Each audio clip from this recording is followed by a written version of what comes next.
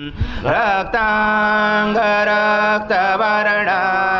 पद्मनेत्र सुहास्यवदन कंठाटोपे समाला दंडकमंडलोदर कड्यांकरक्षक त्रैगुण्यरहित त्रैलोक्यपालक विश्वनायक भक्तवत्सल कलियुगे श्री स्वामी समर्थ अवतारधारक पाहि मां ब्रह्मानन्दं परमसुखदं केवलं ज्ञानमूर्ति द्वन्द्वातीतं गगनसदृशं तत्त्वमस्यादिलक्ष्यम् एकं नित्यं विमलमचलं सर्वदी साक्षिभूतं भावातीतं त्रिगुणरहितं सद्गुरुं तं नमामि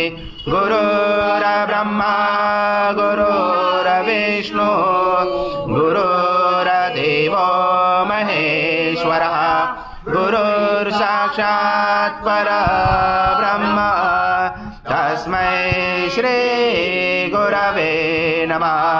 हरि ओम सद्गुरु स्वामी समर्थ महाराज देवताभ्यो नमः। आवाहनाते तुलसी पत्रं समर्पयामि। ओम सद्गुरु स्वामी समर्थ महाराज देवताभ्यो नमः। आसनाते तुलसी पत्रं समर्पयामि। ओम सद्गुरु स्वामी समर्थ महाराज देवताभ्यो नमः। घृता स्नानं समर्पयामि।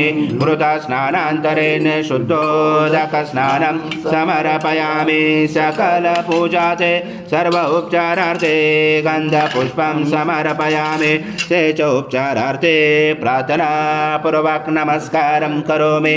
ओम सूर्यासं चन्द्रमासं ब्रह्मपुरशुरं गणादि पूर्वमुच्चारणि तदनन्तरम् अनुस्वार परतरार्धेलुषितं तारेण रुचतम् एकत्वमनुस्वरूपं गकार पूर्वरूपं मकारो मध्यमरूपं अनुस्वारक्षांशरूपं बिन्दुरुदरूपं नादसन्धानं सहिता सन्धि सैषा गणेश विद्या गणकरोचेन चोद्गायत्री छन्दा गणपति ओम गणपते नमः। एकदन्ताय विद्महे वक्रतुण्डाय धीमहि तन्नो दन्ती प्रचोदयात्। एकदन्तं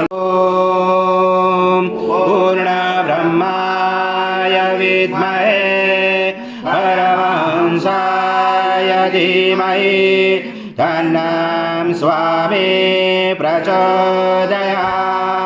श्री सद्गुरु स्वामी समर्थ महाराज देवताभ्यो नमः। मंत्र पुष्पांजलि समर्पयामि। सद्गुरु स्वामी समर्थ महाराज देवताभ्यो नमः। प्रार्थना पूर्वक नमस्कारं करोमि। हरि ओम तत्स हरि ओम तत्स हरि ओम तत्स। स्वामी समर्थ जय जय स्वामी समर्थ महाराज श्री स्वामी समर्थ जय जय स्वामी समर्थ श्री स्वामी समर्थ जय जय स्वामी समर्थ महाराज श्री स्वामी समर्थ जय जय स्वामी समर्थ